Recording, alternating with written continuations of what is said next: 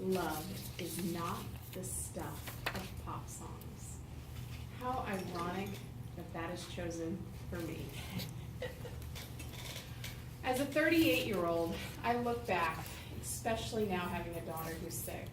My daughter who's 6 looks at life and she is just so optimistic. And I think, gosh, when I was 6, all the wonderful things. I thought of princesses and princes, and one day I was going to marry Prince Charming, and he was going to love me, we were going to have children, and we were going to be in a castle.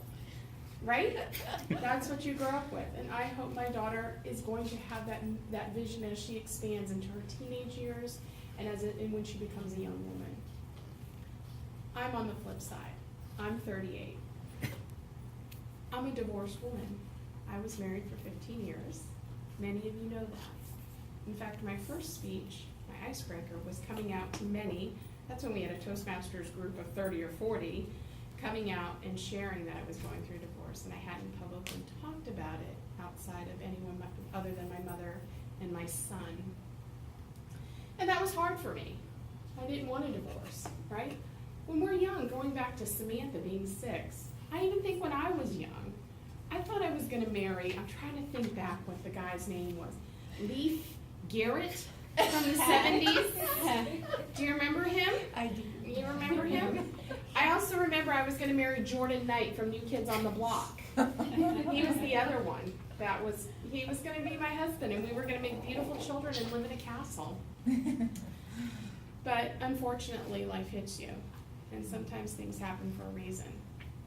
I remember looking back and saying, hey, God, spiritual or not spiritual, I won't get into that today. Why is something like this given to us, right? Why do we grow up with all these visions that life will be perfect and that we will have a great job and we'll have children and everything will be puppies and rainbows and bubbles blowing everywhere and life will just come at us with no stress, money will be flowing, and life will just be what it is, perfect. And then you get into your 20s and you live life. You get into your 30s, and in my case, my life took a change. The great thing is now that I'm on the negative side of a divorce, I think you all have heard as well, it's actually the best thing that ever did happen to me, right? I lost 100 pounds. Do I need another 80 to go? Heck yeah. I had a breast reduction surgery. I did things that I would never have done. I take care of myself first, right? I go tanning because I want to feel good. I make sure I do my hair. Not today, though. Right?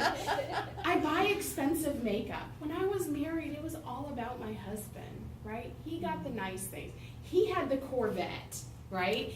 He had the boat. He had the motorcycle. I will say the best part of the divorce, though, was when he said he couldn't afford the Corvette, and guess who got it? Right? They don't sing that in love songs, do they? But at the end of the day, his loss was really my best gain. And my loss was really his best gain, right? It took a few years. There's no love song to say, hey, now this is how we interact so that we know how to co-parent. And oh, this is how we interact now that, you know, Amy's remarried or Joe's remarried. There's none of that. And I step back and I think I make sure that as a person that I'm co-parenting correctly so that my children see that what is a sign of it being an adult. Maybe that's what songs need to be. You know, real love or real life is acting like an adult, right? Or something along those magical thought processes, right? But it comes back to the last thing I want to do is destroy my daughter's dreams or my son's dreams, that there is a plausibility for love. There is a plausibility for a perfect life if you put the effort into it. So, without further ado, is real love, this is not the stuff of pop songs? Yes and no. It all is really what you make of it. So, I thank you for your time today, and I hope each and every one of you at some point in your life has real love, and as well dreams that there one day will be. All right, thank you.